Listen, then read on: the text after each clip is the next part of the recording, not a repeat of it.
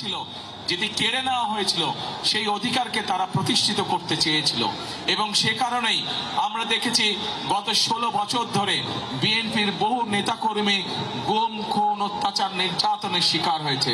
আমরা দেখেছি গত জুলাই মাসে যখন ছাত্র জনতার গণ অভ্যুত্থান হয়, সেই সময় আমরা দেখেছি লক্ষ লক্ষ মানুষ কিভাবে রাজপথে নেমে এসেছিল এবং যে স্বৈরাচার এই দেশ থেকে পালিয়ে যেতে বাধ্য হয়েছে জনগণের গণ অভ্যুত্থানের আন্দোলনের মুখে, সেই সময় তারা পালিয়ে যাবার আগে কত 1400-র মতন মানুষকে তারা হত্যা করেছে, 20,000-এর মতন মানুষকে তারা বিভিন্নভাবে আহত করেছে। প্রিয় ভাই বোনেরা, এই মানুষগুলোর যে আত্মত্যাগ, এই মানুষগুলোর যে যারা জীবন উৎসর্গ করেছে, এদের এই ত্যাগ কি কখনো বৃথা যেতে পারে? আমরা যারা বেঁচে আছি আলহামদুলিল্লাহ আল্লাহর রহমতে, আমরা কি কখনো এই ত্যাগ, তাদের এই ত্যাগগুলো বৃথা যেতে দিতে পারে? আমরা বৃথা যেতে দিতে পারি না প্রিয় ভাই বোনেরা। এখন যদি বৃথা যেতে দিতে না হয়, তাহলে আমরা যারা পেছনে রয়ে গেছে আমাদের কি করতে হবে? আমাদের দুটো কাজ প্রিয় ভাই বোনেরা। একটি কাজ হচ্ছে, যেই অধিকার আদায়ের জন্য ওই মানুষগুলো জীবন দিয়েছে, পঙ্গুত্ব বরণ করেছে কেউ কেউ, সেই অধিকার আমাদের আদায় হওয়ার সময় হয়ে এসেছে। অর্থাৎ 12 তারিখ যেই নির্বাচনের জন্য বাংলাদেশের মানুষ এক যুগেরও বেশি সময় ধরে অপেক্ষা করেছে, যে নির্বাচনের মাধ্যমে বাংলাদেশের মানুষ তাদের অধিকার প্রয়োগ করতে চায়, যে নির্বাচনের মাধ্যমে বাংলাদেশের মানুষ তাদের মতামত তুলে ধরতে চায়, সেই নির্বাচন আমাদের সামনে উপস্থিত এবং জনগণ সেদিন 12 তারিখে তাদের সেই অধিকার প্রয়োগ করবে। এবং একই সাথে প্রিয় ভাই বোনেরা, এই যে মানুষগুলো যারা জীবন উৎসর্গ করেছে, যারা শহীদ হয়েছে, যারা পঙ্গুত্ব বরণ করেছে, অত্যাচার নির্যাতন সহ্য করেছে হাজারো লক্ষ মানুষ, এই মানুষগুলোর আরেকটি প্রত্যাশা ছিল। এই যে এখানে আজকে ধানের শীষের প্রার্থী আমিনুল একটু আগে আপনাদের এলাকার যে সমস্যা বলে গেল, এরকম সমস্যা এই এলাকায় ঢাকা 16-তে যেমন আছে, ঢাকা মহানগরীতে যেমন আছে, সমগ্র বাংলাদেশের মানুষের বিভিন্ন সমস্যা আছে। কর্মসংস্থানের সমস্যা আছে, নারীদের অধিকার প্রতিষ্ঠিত করার সমস্যা আছে, আমাদের তরুণ যুবক ভাই বোনদের কর্মসংস্থানের সমস্যা আছে, শিক্ষার্থীর আগামী দিনের প্রজন্ম যারা শিক্ষার্থী তাদের শিক্ষার বিষয়ে সমস্যা আছে। এখানে আমিনুল হাসপাতালের কথা বলেছে, সমগ্র বাংলাদেশের জেলা, উপজেলা, গ্রাম পর্যায়ে মানুষের স্বাস্থ্য সুবিধা নিশ্চিত করার সুবিধা আছে। অর্থাৎ এক কথায় আমরা দেখেছি গত 16 বছরে কিভাবে মেগা প্রজেক্ট হয়েছে, কিন্তু মানুষের ভাগ্যের মেগা পরিবর্তন হয়নি, বরং আমরা দেখেছি মেগা প্রজেক্টের নামে মেগা দুর্নীতি হয়েছে, কিন্তু মানুষের ভাগ্যের পরিবর্তন হয়নি। কিছু সংখ্যক মানুষের ভাগ্যের পরিবর্তন হয়েছে। প্রিয় ভাই বোনেরা, আজ সময় এসেছে দেশ এবং দেশের মানুষের আমাদেরকে ভাগ্যের পরিবর্তন করতে হবে। এবং সে কারণে আপনারা নিশ্চয়ই 2 দিন আগে দেখেছেন, বাংলাদেশ জাতীয়তাবাদী দল বিএনপির পক্ষ থেকে সমগ্র দেশের মানুষের সামনে আমরা আমাদের দলের ম্যানিফেস্টো উপস্থাপন করেছি। সেখানে আমরা নারীদেরকে কিভাবে আমরা সামনে এগিয়ে নিতে চাই, সেখানে আমরা ছাত্রদের লেখাপড়ার জন্য কি ব্যবস্থা করতে চাই, সেখানে আমরা উল্লেখ করেছি কিভাবে আমরা বেকারদের কর্মসংস্থানের ব্যবস্থা করতে চাই, সেখানে আমরা উল্লেখ করেছি কিভাবে আমাদের 40 লক্ষ প্রতিবন্ধী মানুষ আছে সারা দেশে, তাদের পাশে আমরা দাঁড়াতে চাই।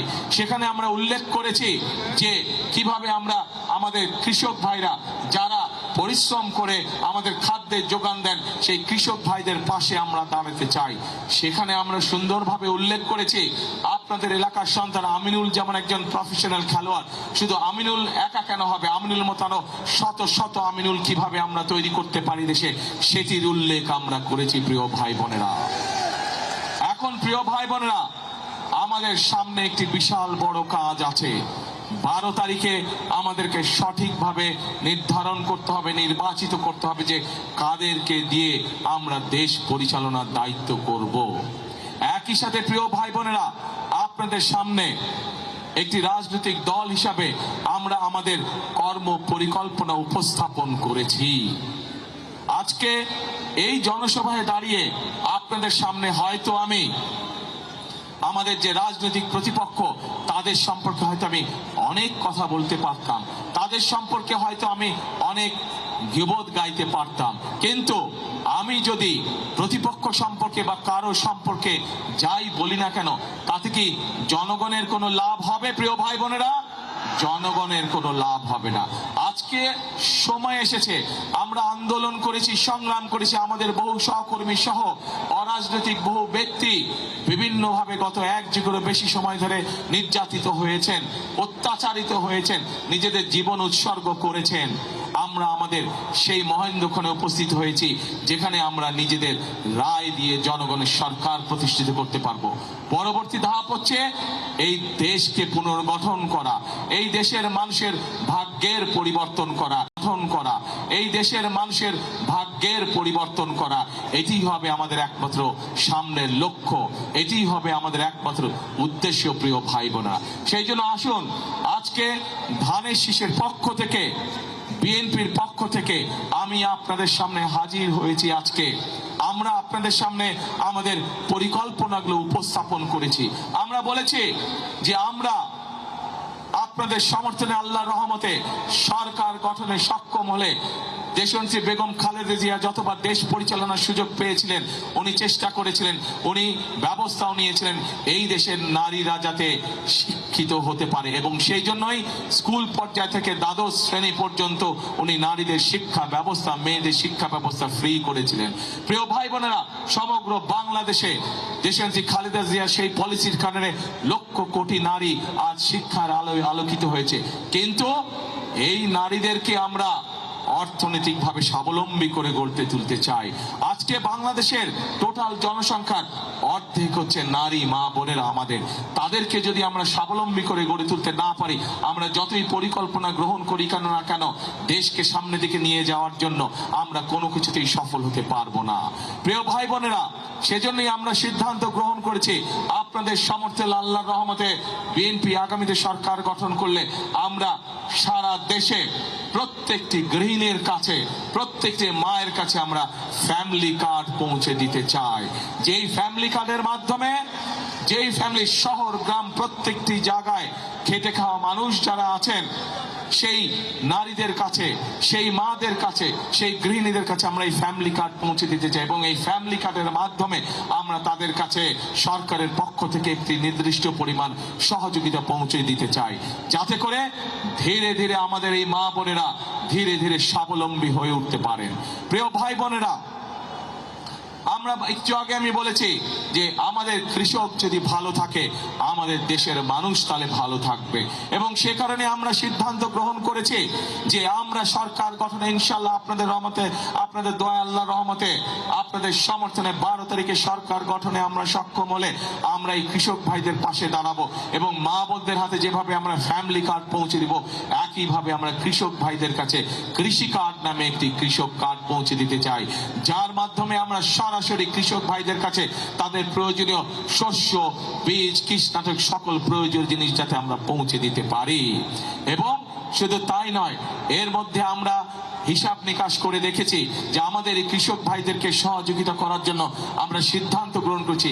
এখানে বহু ভাই বোন উপস্থিত আছেন যাদের পরিবারের কেউ না কেউ কোনো না কোনো গ্রামে বাস করছেন এবং কৃষি কার্যের সাথে জড়িত আছেন, না এরকম অনেকে বিভিন্নভাবে কৃষি কার্যের সাথে জড়িত। প্রিয় ভাই বোনেরা, আমরা সিদ্ধান্ত গ্রহণ করেছি যে বিএনপি ইনশাল্লাহ 12 তারিখে সরকার গঠন করলে পরে সমগ্র বাংলাদেশে যত কৃষক ভাই আছে যাদের কৃষি ঋণ আছে 10,000 টাকা পর্যন্ত, তাদের সেই কৃষি ঋণ আমরা সুদ সহ ইনশাল্লাহ মওকুফ করে দেব সরকারের পক্ষ থেকে। প্রিয় ভাই বোনেরা, এই এলাকায় আপনাদের সন্তান ধানের শীষের প্রার্থী আমিনুল একটু আগে বলেছে, এই এলাকার যারা দুস্থ মানুষ আছেন, খেটে খাওয়া মানুষ যারা আছেন, সেই মানুষগুলোর জন্য হাসপাতালের প্রয়োজন, চিকিৎসার প্রয়োজন।